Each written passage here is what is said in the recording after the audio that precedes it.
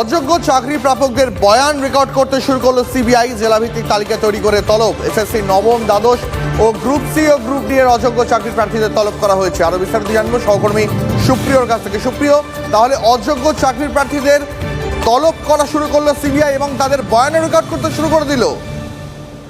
দেখো, মূলত তলব করার কারণ হচ্ছে তাদের বয়ান রেকর্ড করা। ইতিমধ্যেই চলতি সপ্তাহ থেকে অর্থাৎ গতকাল থেকেই কিন্তু অযোগ্য চাকরি প্রাপক যারা চাকরি পেয়েছিলেন তাদেরকে ডেকে নিজাম প্যালেসের সিবিআই দপ্তরে বয়ান রেকর্ডের যে প্রক্রিয়া সেই প্রক্রিয়া শুরু হয়েছে। এবং যেটা আমরা সিবিআই সূত্রে জানতে পারছি যে গতকাল বেশ কয়েকজন অযোগ্য চাকরি প্রাপক তাদেরকে তলব করা হয় এবং তাদের বয়ান রেকর্ড করা হয়েছে। এবং গতকালের পর আজও বেশ কয়েকজন চাকরি প্রাপকদের তলব করা হয়েছে নিজাম প্যালেসে এবং তাদের আজকেও কিন্তু বয়ান রেকর্ড করা হবে।